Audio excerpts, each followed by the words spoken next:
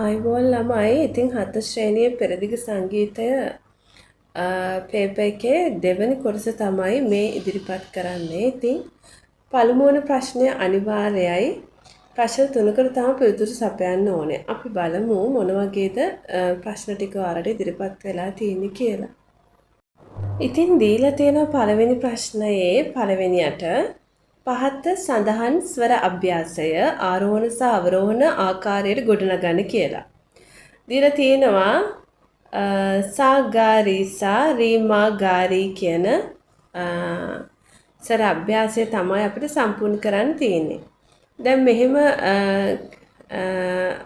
අභ්‍යාසයක් ගොඩනැගීමේදී යම් ලේසි ක්‍රමයක් මම කියන්නම්. ඔයගලන්ට පුළුවන් එක්ක රටාව හඳුනාගෙන ඒ විදිහට ස්වර අභ්‍යාසය ගොඩනගන්න පුළුවන්. නැත්නම් සගරිස කියලා මුලින්ම ලියන්න. මෙන්න මේ ආකාරයට. ඉන් පස්සේ පහළට ඒ හැම ස්වරයක්ම උච්චසා දක්වා ලියාගෙන යන්න. එතකොට මෙතනදී පළමුවෙන්ම උච්චසා දක්වා යන්නේ ගා ස්වරය තියෙන ලයින් එකනේ. එතන ඒ ලයින් එකේදී නවත්තන්න. එතකොට සගරි සා rí මා ගා rí ගප්ප මග මද පම පනි මප දසා පද. මෙතන සායක උච්චයි දසා පද. ওই විදිහට තමයි ස්වර අභ්‍යාසය ඕනම අභ්‍යාසයක් ගොඩනගන්න හරිම පහසුයි. එහෙම නැත්නම් ඔයගලන්ට පුළුවන් සගරිසා රටාව හඳුනගෙන එහෙම ලියන්නත් පුළුවන්. මේ විදිහට ඔයාලා ආරෝහණ අවරෝහණ සම්පූර්ණ කරන්න ඕනේ. එතකොට සගරිසා rí මා ගා rí ගප මග මද පම පනි දප දසා නිදා. අවරෝහණ ක්‍රමයේ ලියද්දී සාදානිසා නිපාදානි දම පද පගමප මරි ගම ගසරිග. එතකොට ඔගොල්ලෝ අවරෝහණ ක්‍රමයක් ඒ විදිහට සම්පූර්ණ කරන්න ළමයි. දෙවෙනි ප්‍රශ්නේදී අහන්නේ ළමා ගීත රචකයින් දෙදෙනෙක්ව. ඉතින් ළමා ගීත රචකයින්ගේ නම් ඔයගොල්ලෝ සොයලා ලිස්ට් කරලා තියාගන්න ඕනේ. දැන් මුනිදාස කුමාරතුංග මහතා, ටිබෙට් ජාතික එස් මහින්ද හිමි, අරිසෙන් අහබුද ආදී ලෙස ළමා ගීත රචකයින් ඉන්නවා. ළමා ගීත රචකයින්ගේ නම්, ළමා ගීත ගායනය කරන ලද ශිල්පීන්ගේ නම් ඔයගොල්ලෝ පාඩම් කරලා තියාගන්න ඕනේ. ස්වර 12 පිළිවෙලින් පෙරදිග සංගීත සංකේත ඇසුරින් ලියා දක්වන්නලු. දැන් ස්වර 12 ඒ කියන්නේ සම්පූර්ණ ස්වර සප්තකය ඔයගොල්ලෝ ලියන්න දැනගෙන ඉන්න ඕනේ. සාරි ගාමා පාදානී කියන සුද්ධ ස්වර 7ට අමතරව රීගාදානී කියන කොමල ස්වර 4ත් තීව්‍ර මා කියන ස්වරයත් එනවා. මේ සම්පූර්ණ ස්වර 12 අතරට. නමුත් පිළිවෙලට ලියන්න ඕනේ. දැන් කොමල ස්වර කියන්නේ සුද්ධ ස්වර වලින් හඬ භාගයක් අඩු ස්වර. එහෙනම් ලිවීමේදී කොමල ස්වරය තමයි සුද්ධ ස්වරයට කලින් ලියන්න ඕනේ. උදාහරණ ලෙස දැන් කොමල ගා සුද්ධ ගා වලදී මුලින්ම කොමල ගා තමයි ලියන්නේ. මොකද හඬ චුට්ටක් පහළට ගිහිල්ලා නේකයි. නමුත් තීව්‍ර ස්වර ගත්තොත් හඬ උස් වෙලා. කියන්නේ දැන් මා ස්වරයට වඩා තීව්‍ර ස්වරය උස්. එතකොට සුද්ධ මා වලට පස්සේ තමයි තීව්‍ර මා ලියන්නේ. එතකොට සා කොමලරි සුද්ධරි කොමල ගා සුද්ධ ගා සුද්ධ මා තීව්‍ර මා සුද්ධ පා කොමල දා සුද්ධ දා කොමල නී සුද්ධ නී. මෙන්න මේ ආකාරයට ඔයගොල්ලෝ ලියලා පෙන්නන්න ඕනේ මේ ප්‍රශ්නයට පිළිතුර ලෙස. ස්වර පූර්වක් ඇඳ ස්වර 12 නම් කරන්න ඕනේ. දැන් මේ ලියපු ස්වර 12 ස්වර පූර්වක් ඇඳලා නම් කරන්න ඕනේ. ඉතින් මෙන්න මේ ආකාරයට තමයි ඔයගොල්ලෝ ස්වර පූර්වයේ ස්වර 12 දක්වන්න ඕනේ.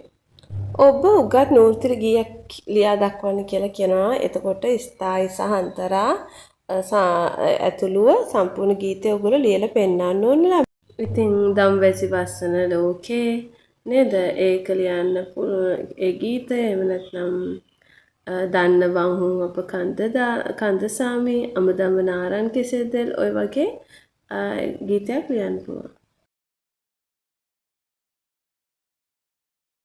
ඉතින් දෙවෙනි ප්‍රශ්නේ දැන් ඔයගලන්ට තෝරාගන්න තියෙන්නේ. නමුත් විස්තර අපි සාකච්ඡා කරනවානේ මේ ප්‍රශ්න. එතකොට දෙවෙනි ප්‍රශ්නය ගත්තහම පළවෙනිට අහන්නේ කෝලම් ගී පිළිබඳව කෙටි හැඳින්වීමක් කරන්න. මෙහිදී ඔයගොල්ලෝ කෙටි විස්තරයක් කරන්න ඕන ළමයි. එතකොට අපිට ලියන්න පුළුවන් පහත රට ප්‍රදේශයන්හි ප්‍රචලිතව පැවති කෝලම් වෙස් මුහුණු පැළඳ රඟ දක්වන නාට්‍ය විශේෂයකි. ස්ත්‍රී චරිතද පිරිමින් විසින්ම රඟ දැක්වීම තවත් විශේෂත්වයක් කරනවා මේ කෝලම් නාට්‍යවල. මෙම කෝලම් ගීත ගායනා ඉතා සරලයි වගේම ඉතා මිහිරි. ශාන්ති කර්මවල එන නාද රටා බෙහෙවින් ගැබ්වී ඇත. විශේෂයෙන්ම පහත රට ගායනා කරන ගැමි නාද රටා මෙම කෝලම් නාට්‍යවල ඇතුළත්ව තිබේ. යක් බෙරය හෙවත් ഘോഷක බෙරය එහෙම නැත්නම් දෙවොල් බෙරය වගේම හොරණෑව තාලම්පඩ වැනි සංගීත භාණ්ඩ භාවිතා කරන අතර වර්තමානයේදී හාමෝනියම් සහ තබ්ලාවද යොදා ගන්නු ලබයි. කෝලම් ගීතවලට උදාහරණ ලෙස ආල වෙලා පෙරසේ සිටන්, ගම්බිර කාලිංග නුවර ආදී ගීත දැක්විය හැකියි. කෝලම් නාට්‍ය සඳහා උදාහරණ ලෙස අනබෙර කෝලම, ජසයා ලෙන්චිනා කෝලම, මුදලි කෝලම, ආරච්චි කෝලම ආදිය දැක්විය හැකියි. ඉතින් මෙන්න මේ ආකාරයට කෙටි විස්තරයක් ලබා දෙන්න කෝලම් ගීත පිළිබඳව. කෝලම් ගීතයක් ලියා දක්වන්න කියන ළමයි. ඉතින් ජසයා ලෙන්චිනා කෝලම ඔයගලන්ට නිර්දේශිත කරලා තියෙන්නේ. එහි ගීතයක් ඉදිරිපත් කරන්න පුළුවන්. ආල වෙලා පියසේ පටන් මම කෝල නැතිව සබයේ මෙදන් කියන ගීතය ගන්නත් පුළුවන්. නැත්නම් ගම්බිර කාලිංග නුවර ඒක ගන්නත් පුළුවන්. එහෙම නැත්නම් මම වගේ පේදි කතක් මනා ආදී ඔයාලා ඉගෙනගත්ත කෝලම් ගීතයක් ලියා දක්වන්නයි තියෙන්නේ. ඊළඟට දරුණු ඇලවිලි ගීතයක් ලියා දක්වන්න කියනවා. ඉතින් දරුණු ඇලවිලි ගීතත් ඔයගොල්ලෝ ඉගෙන ගත්තානේ. දොයි දොයි දොයි දොයි බබා බයි බයි බයි බයි බබෝ නුඹේ අම්මා කිරට ගියා ආදී ලෙස ඔයාලා ඉගෙන ගත්තානේ. අන්න ඒ කවියක් ලියා දැක්වුවා නම් හරි. ඊට පස්සේ කියනවා කොමල ගා සහ නී යෙදෙන ස්වරස්ථාපන ගීතයක් ගීත ස්වර ප්‍රස්තාර කරන්න ඕනේ. ඒතකොට ගීතයත් ස්වරත් අනිවාර්යයෙන්ම දක්වන්න ඕනේ. ඒ වගේම මේ ගා සහ නී කොමලව සංකේතාත්මකව ඉදිරිපත් කරන්න කියලා අටින් ඉරක් ඇඳලා තියෙන්න ඕනේ. ඉතින් කොමල ගාන ස්ථාපන ගීත ගොඩක් ඉගෙනගෙන තියෙන්නේ නේද? උදාහරණ ලෙස පොතපත කියවා නුවණ ලබා හදවත ගුණ සුවඳින් පුරවා වෙමු අපි හොඳ දරුවෝ වෙමු අපි හොඳ දරුවෝ. ඔගොල්ලෝ මේ ගීත ඔක්කොම පාඩම් කරගන්න ඕන ළමයි. තුන්වෙනි ප්‍රශ්නයේ දැල්ගී පිළිබඳව කෙටි විස්තරයක් කරන්න කියනවා. ඔබ උගත් දැල්ගීයක් ලියන්න කියන ඊළඟට උපදේශාත්මක ගී පිළිබඳව කෙටි විස්තරයක් කරන්නත් කියනවා. ඉතින් දැල්ගී ගැන ලියනව නම් ළමයි ඔයගොල්ලන් ලියන්න පුළුවන් මෙහෙම. මුහුදේ දැල් ඇදීමේදී දීවරයින් විසින් ගායනා කරන ගීත දැල්ගී නමින් හැඳින්වේ. මුහුදට තල්ලු කිරීමේදීද දැල ගොඩට ඇදීමේදීද මෙම ගීත ගායනා කරනු ලබයි. දැලක් ඇදීමට බොහෝ පිරිසකගේ ශක්තිය අවශ්‍ය වන අතර එම ශක්තිය එකවර ලබා ගැනීමට දැල්ගී ගායනා කරනු ලබයි. පිරිසක් විසින් සාමූහික ගායනා කරන ගැමිගී විශේෂයක් ලෙස මෙම දැල්ගී දැක්විය හැකි. බොහෝ දැල්ගීතවල අර්ථ විරහිත වචන යොදා ගනු ලබයි. උදාහරණ ලෙස ලේ ලකඩි ලේලෝ එයාලේ හෙලෙයිලෝ ආදිය දැක්විය හැකි. ගීතවල වචන රිද්මයානුකූල වන අතර දැල්ගී මෙහෙගී ගණයට අයත් වේ.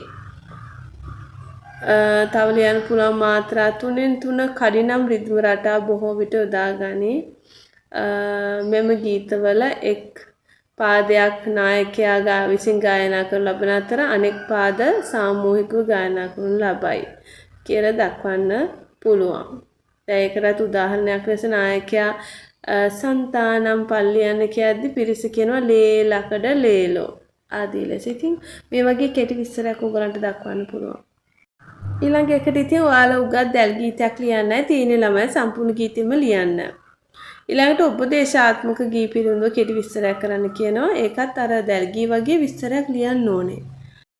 උපදේශාත්මක ගී ගැන කියනවා නම් ළමයි ඔයාලා පුළුවන් මෙහෙම ලියන්න. උපදේශාත්මක ගී යනු කිසියම් රටක සමාජයක ජීවත් වන පුරවැසියන් යහමඟට යොමු කිරීමේ අදහසින් නිර්මාණය වූ ගීත. යහපත් ජන සමාජයක් ගොඩනැංවීමේ අරමුණේ ලාංකීය ගීත සාහිත්‍ය තුළ විවිධ තේමාවන් මත නිර්මාණය වූ උපදේශාත්මක ගීත දක්නට ලැබේ. ඉතින් කිසියම් පණිවිඩයක් එහෙම නැත්නම් උපදේශයක් ලබා දෙනවා නම් එම ගීතය උපදේශාත්මක ගීතයක් ලෙස සඳහන් කරන්න පුළුවන්. සමාජයේ වටිනාකම, සංස්කෘතිමය චාරිත්‍ර වාරිත්‍ර, ජාතික හා ආගමික වටිනාකම් සහිත උපදේශන උපහැර දැක්වීම මෙම ගීතවල පදමාලාවෙන් දක්නට ලැබෙනවා. ඒ වගේ මෙම ගීත ශ්‍රවණය කිරීමෙන් යමෙකුගේ ආකල්පමය හා චර්යාමය වශයෙන් යහපත් වෙනසක් දක්නට ලැබෙන උපදේශාත්මක ගීතවලට උදාහරණ ලෙස නොමග නොයන් පුතේ, දැඩි කළ මාතා, පෙම්බර මාතා, කරුණාව සමග හොඳ හිත ආදී ගීත දැක්විය හැකි කියලා ලියන්න. හතරවෙනි ප්‍රශ්නේදී රබන් ගී පිළිබඳව හැඳින්වීමක් කරන්න කියනවා. ඔබ උගත් දේශාභිමාන ගීතයක් ලියන්න කියනවා. ලය පිළිබඳව හැඳින්වීමක් කරන්න කියනවා. ඉතින් රබන් ගීත ගැනත් ඔයගොල්ලෝ ලියන රබන් වාදනය කිරීමේදී ගන්න ලබන ගීත. රබන් ගීත නම් වේ විශේෂයෙන්ම රබන් නැටුම් හා සම්බන්ධ ගීත රබන් ගීවේ. මෙම ගීත රබන් කැරකවමින් රබන් නර්තනයේ යෙදෙමින් ගායනා කරනු ලබයි කියලා ලියන්න. ඊළඟට රබන් ගීත විවිධ නාදමාලා අනුව ගායනා කරනු ලබයි. සංකීර්ණ නාදමාලාද දක්නට ලැබෙයි. මෙම ගීතවල තනු ප්‍රදේශ වශයෙන් විවිධතා දක්වන අතර නර්තනයට සුදුසු රිද්මයක් මෙම ගීතවල අන්තර්ගත වේ. ඉතින් ඒ විදිහට ඔයාලා දන්න කරුණු ටිකක් රබන් ගී සම්බන්ධව මෙතන ලියන්න හැඳින්වීමක් කරන්නයි කියලා කියන්නේ. ඔබ උගත් උපදේශාත්මක ගීතයක් ලියන්න තින් කරුණාව සමග හොඳ හිත පතුරවන ලෝකයේ කියන ගීතය. එතකොට පාන් කිරිත්තා තක්කිට තයිකිට රබානන අන්නේ ගීතය, දැඩි කළ මාතා, පෙම්බර මාතා. එතකොට ඒ වගේ ගීත ගොඩක් තියෙනවා. ඔයාලා ඉගෙන ගත්ත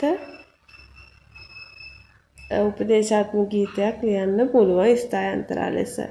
ඊළඟට ලය පිළිබඳව හැඳින්වීමක් කරන්න කියනවා. තාලයේ වේගය තමයි ලය වේග. ඒ කියන්නේ රිද්මයක වේගය ස්වභාවය. තාලයක වේගය ලය කියලා කියනවා. ඉතින් ලය ප්‍රධාන වශයෙන් කොටස් තුනකට බෙදෙනවා. මධ්‍ය ලය, විලම්භ ලය, ධෘත ලය. මධ්‍ය ලයෙන් දෙගුණයක් වේගය දෙගුණයක් වූ වේගය ධෘත ලය ලෙසත් දෙගුණයක් අඩු වූ වේගය